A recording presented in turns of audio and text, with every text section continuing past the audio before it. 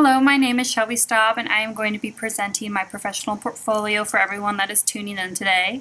I started my master's program the fall of 2012, and I can't believe it's finally time to wrap everything off and walk off with this degree. I started working in libraries when I was in high school, and now, almost 7 years later, I'm actually going to become a professional librarian very soon, so this is very exciting for me. Of course, to become a librarian, I had to work very hard for the last 2 years, so let's go ahead and jump right into this and look at what I've accomplished throughout this program. First off, welcome to my Capstone site. I wanted to keep everything pretty bare and simple. I'm not quite sure how I'm going to utilize this, whether on my resume or on a business card in the future. So I didn't want to weigh anyone down, especially people that are not familiar with Emporia State University and the Capstone creation. So everything's pretty simple, and I kept it to only 5 pages, 5 tabs up here. I wanted to keep the homepage simple with just a link to my resume here, because I felt like that was the best idea for getting, new visitors to come in,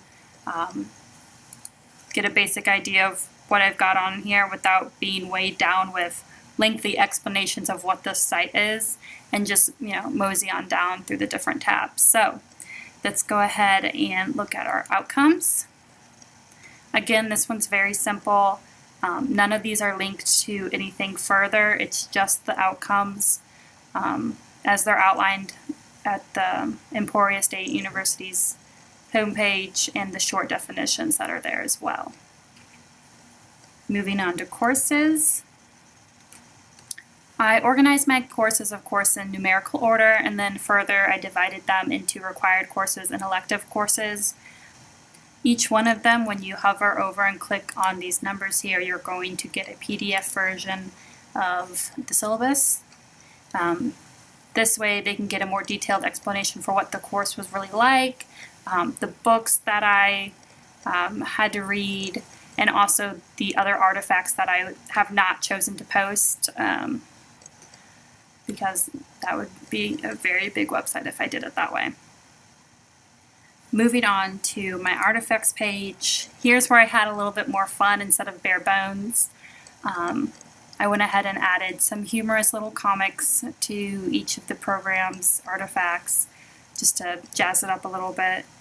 I was going to actually add more than 8 artifacts originally, but it just felt a little too lengthy, and honestly there are 8 program outcomes, and I think especially for this presentation it's just easier to have 8 projects and 8 values. So my first example is from my information seeking behavior and user center services,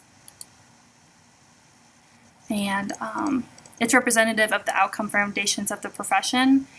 For myself, a defining aspect of librarianship as a profession is providing accurate and useful information to users. Creating a LibGuide is a great way that librarians can provide information directly to users with really a one-quick place to stop and shop. As you can see, I focused on something that I find very crucial is digital literacy. Specifically here I was talking about smartphones.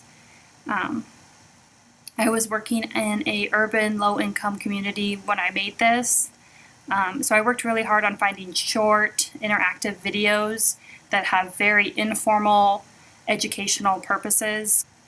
My next one is for collection development management. At the time of this class I was actually the collection development assistant for Kansas City Public Library. So I basically took the collection development plan that's published on the Kansas City Public's website, and I analyzed it based on my experience as a librarian, and also as my experience from the figures I was able to get my hands on as a collection development member, the changes that I would make if I had a little bit more control over the collection development. So this, of course, is paired with information resources as it explains and implements the development, maintenance, and management of collections and resources.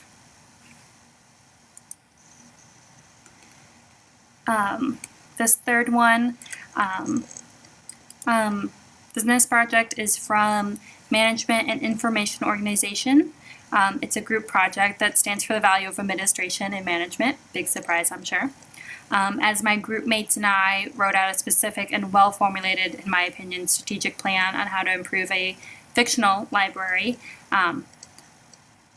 We really went in depth. We have a 2, 5, and 10-year plan. We used unemployment rates that are true to the state of Missouri, though, and we had just, honestly, a lot of fun. It was a great learning experience. And of course, we made a PowerPoint presentation to go along with it, which I'll share here with you.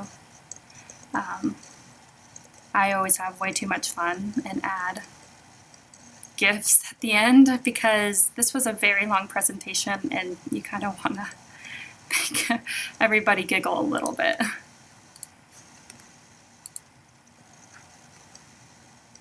This fourth one here, organization of information. I had a great time making this one. Something I'm very interested in is the organization of libraries using the Dewey Decimal System or one of the several new developing systems that are cropping up around the world. Although in this paper I kept my research strictly to American libraries. Reference and user services is an aspect of libraries that I think more libraries are really taking seriously as we're moving into the 21st century. And we're emerging from that stereotype of being a place of utter silence and just a place to study. Libraries want customers to feel welcomed, and one way to do this is making sure that the system that we're using to organize our libraries makes sense to other people that are there, not just to the librarians. So I really hope anybody that views this page and views especially this artifact has an open mind to maybe considering a different system than the Dewey Decimal System. Research in libraries and information science was a very challenging class for me because I do not ever define myself as a researcher or a research paper writer.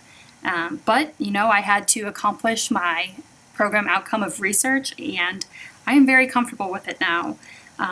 Again, I was working in an urban, low-income area of Kansas City, and I observed a lot of interactions between the homeless and library staff, or the library patrons themselves. And I wanted to look at how people besides myself felt about the presence of homeless people in the library, and ways to create a relationship of mutual respect. And I kind of went in depth about the policies that are very common in libraries that kind of stand in the way of creating a more beneficial relationship between libraries and the homeless people, because they are part of our users in our community. My next two artifacts are from information technology and from web design and development. They're both fairly similar in the fact that they're websites. I took them both at the same time, and I am a very late blooming techie, and I really love the web design class that I got to take. This one actually kind of, as I'm looking back on it and making this, kind of reminds me of a mini Capstone website that I made, where it even has linked, more linked homework assignments in here,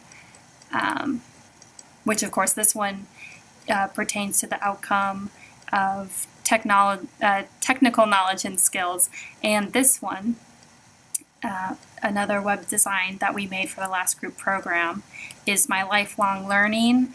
This is actually a real live website that my group mate has a family business, and this is what we made. And now I'm just in love with coding and learning more about computers. And I'm just so proud that I'm part of this project. I can't believe how well it turned out. I had a lot of fun with it, and it was a very big eye-opener, and I don't see myself becoming disinterested with computers and coding in the future. And then last but not least, this was probably one of my favorite projects in terms of having fun. I got to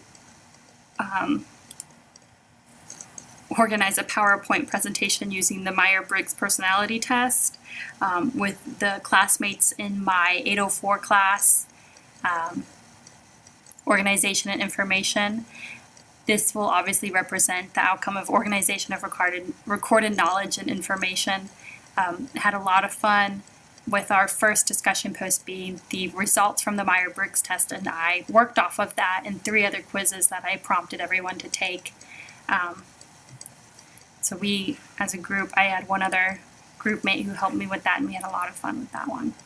And last but not least is my history page. Again, if people viewing this website are interested enough in what they see in my courses and my artifacts, I suppose they'll want to know about the people or about the person who's behind these things.